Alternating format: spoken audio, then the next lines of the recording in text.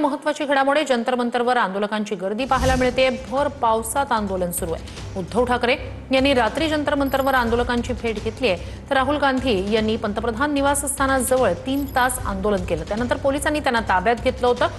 तब्बल 3 तासांनंतर मग राहुल गांधींची सुटका करण्यात आली। धर्मेंद्र प्रधान यांच्या राजीनाम्यावर आंदोलक ठाम आहेत।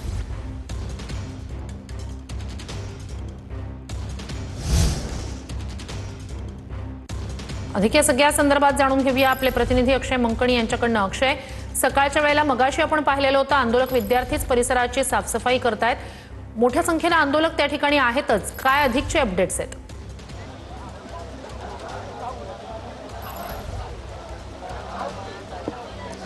श्रुती, सध्या आपण जंतर मंतर परिसरामध्ये आहोत आणि ही सकाळची सगळी दृश्य आपण पाहू शकतो। सध्या रिमझिम पाऊस जो आहे तो जंतर मंतर परिसरामध्ये पडतोय आणि प्रत्येक विद्यार्थी जो आहे तो आडोशाला या ठिकाणी आपला आसरा जो आहे तो शोधताना पाहायला मिळतो। तरी देखील काही विद्यार्थी जे आहेत ते स्टेजच्या समोर आपण पाहू शकतो की ताडपत्री धरून या ठिकाणी आंदोलनामध्ये ठामपणे उभे असल्याचं आपल्याला पाहायला मिळतं। तर काही विद्यार्थी जे आहेत ते या ठिकाणी स्वच्छता मोहीम या ठिकाणी राबवताना पाहायला मिळतात, कारण की मोठ्या प्रमाणात घाण आणि अस्वच्छता जी आहे ती या ठिकाणी पसरलेली आहे आणि हे सगळं साफ करण्याची जबाबदारी देखील या आंदोलनामधल्या काही कार्यकर्त्यांनी या ठिकाणी घेतलेली असल्याचं आपल्याला पाहायला मिळतंय। आणि सध्या ही सगळी पावसाची दृश्य आहेत आणि पाऊस सुरू झालेला आहे जंतर मंतर परिसरामध्ये आणि आता देखील हे आंदोलक जे आहेत ते आपल्या आंदोलनावरती ठाम असल्याचं आपल्याला पाहायला मिळतंय। काल राहुल गांधी यांनी या सगळ्या आंदोलनामध्ये उडी घेतलेली होती आणि त्यांनी पंतप्रधान नरेंद्र मोदी यांच्या निवासस्थानाच्या जवळ असलेल्या 3 मूर्ती चौकामध्ये काल 3 तास आंदोलन केलेलं होतं। ठिय्या आंदोलन मांडलेलं होतं आपल्या सर्व खासदारांसह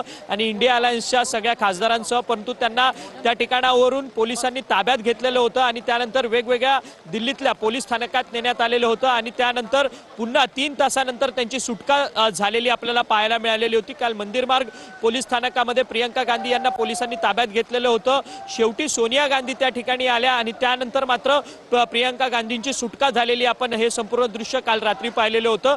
आज सकाळची ही सगळी जंतर मंतरची ही सगळी दृश्य आहेत आणि या ठिकाणी अद्यापही सीजेपीचे कार्यकर्ते आणि तरुण विद्यार्थी जे आहेत ते या ठिकाणी आंदोलनामध्ये ठाम असल्याचं आपल्याला पाहायला मिळतं। जोपर्यंत धर्मेंद्र प्रधान यांचा राजीनामा होत नाही केंद्रीय शिक्षण मंत्र्यांचा, तोपर्यंत आम्ही शांत बसणार नाही अशी भूमिका जी आहे ती या सगळ्यांनी घेतलेली आहे। आज सीजेपीचे जे प्रमुख आहेत अभिजित दिपके यांच्याकडनं या सगळ्या आंदोलनाच्या संदर्भातली काही भूमिका मांडण्यात येणार आहे का श्रुती, हे पाहणं अत्यंत महत्त्वाचं ठरणार आहे। थोड्याच वेळात जरंगे पाटील हे देखील या आंदोलनस्थळी येणार आहेत आणि या ठिकाणी विद्यार्थ्यांना भेटणार असल्याची माहिती मिळते। श्रुती, नक्कीच हे दृश्य आपण पाहतो आहोत। आंदोलक मोठ्या संख्येने जंतर मंतरवर आहेत आणि निर्धार त्यांचा कायम आहे।